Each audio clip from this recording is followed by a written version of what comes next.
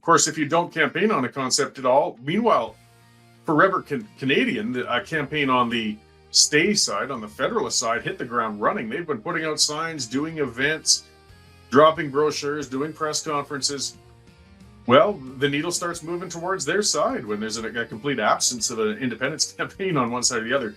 So I suspect that's part of why it's had a bit of a dip. People just throwing their hands up in frustration. And I got to admit, it doesn't look good for an independence when we say, well, we're going to become independent, but these guys are going to run the country when they can't even update a website in 4 months.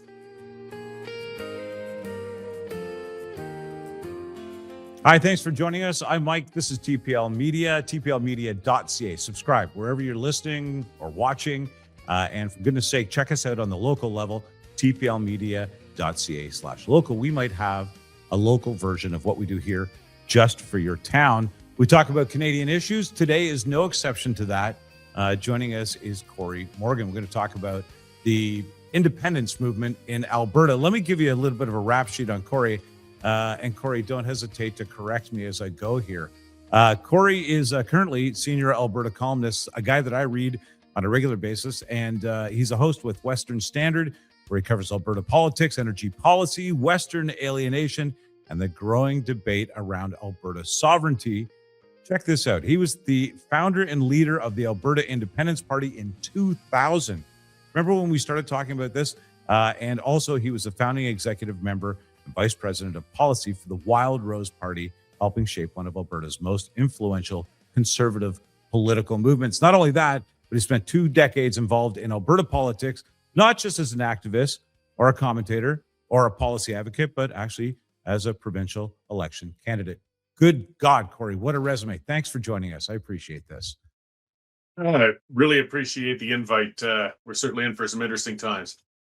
It seems like it. Now, as I mentioned to you, I just got back from the West. I was in Medicine Hat and Calgary for a couple of days doing podcasts.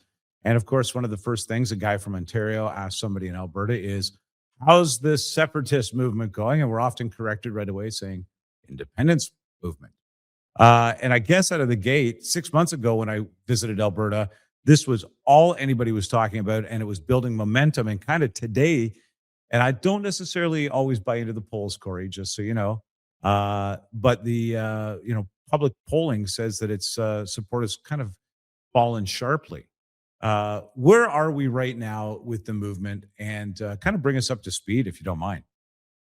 Sure. As you said, it's been a big issue since the last federal election. It was really spiking for about 4 months when there was a petitioning process going on to try and initiate a referendum on independence. And people on the ground, there were 7,000 volunteers out petitioning, collecting signatures to try and get this referendum initiated. So it was quite an organization. It was in the news a lot, quite a presence on the ground from volunteers.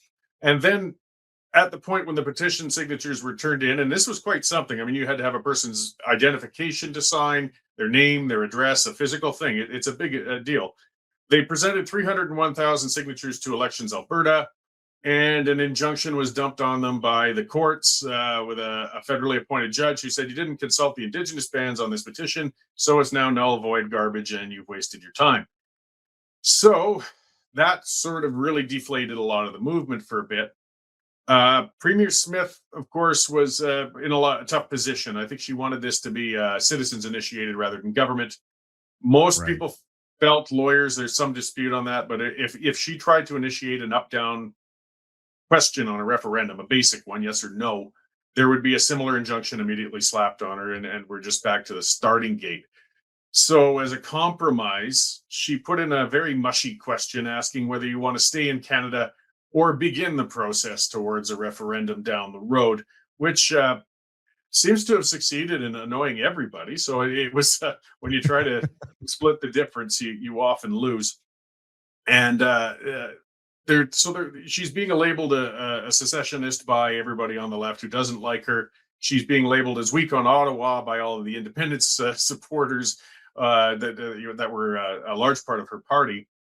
But either way, as far as all that goes, most people are starting towards a campaign for this referendum on October 19th to at least to have a moral victory, if they could, out of it. The support has dropped, I think, partially because the campaign disappeared. the largest proponent to the whole thing was the Alberta Prosperity Project, and then it was turned themselves into Stay Free Alberta for the petitioning thing. A lot of electoral requirements and so on going on, and they've got some internal issues and problems going on. They've got problems with Elections Alberta, and so we've gone a month past when these petitions were filed, and a referendum was scheduled with this mushy question, and they haven't done any campaigning. They disappeared. They haven't updated their website in 4 months. So That was notable actually when we were out west. There was, you would assume, okay, now's the time to start marketing toward this notion, and there was nothing. no, and of course, if you don't campaign on a concept at all, meanwhile, Forever Canadian, the campaign on the stay side, on the Federalist side, hit the ground running. They've been putting out signs, doing events, dropping brochures, doing press conferences.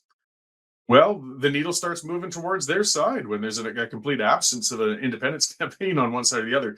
So I suspect that's part of why it's had a bit of a dip. People just throwing their hands up in frustration. And I got to admit, it doesn't look good for an independence when we say, well, we're going to become independent, but these guys are going to run the country when they can't even update a website in 4 months. It makes it Yeah, difficult. it does. It kind of feels like you're in the mud and trotting along, and where is the other side of the mud pile?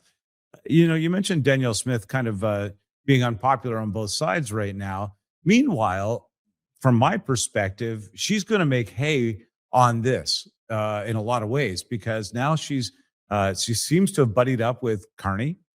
She seems to be making deals that are amenable with Ottawa.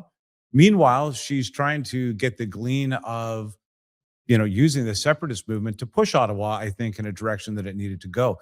Did this independence movement help Danielle Smith, help Alberta, you think, in the end? Well, I think that was kind of her hope. Like, I've never seen indications that she's an independent supporter, and she's been actually starting to campaign very heavily against independence because Yeah. she's been getting labeled as a secessionist, no matter how much she says it. That's what I mean. Is you got to pick a side because you're just going to get labeled from each side anyway. Yeah. So trying to split the difference doesn't work.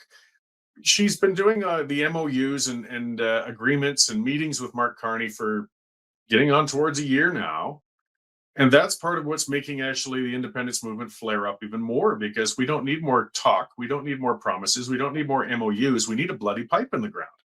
And despite her constantly saying, well, we've had this victory with that policy and that victory with that policy, he hasn't lifted the tanker ban and he hasn't lifted Bill C-69, which kills pipelines. So all of it's just talk if you don't get rid of those two things. And Carney could say in 30 seconds that he's going to lift those and he won't say it. So nobody really believes anything's going to come of this. So that's part of why people say, well, that's it. We'll just go for the independence front. We got nothing to lose at this point. Corey, go back a quarter century and a little bit to where you guys began talking about this. What has changed in the movement, and what's changed in the message from then until now?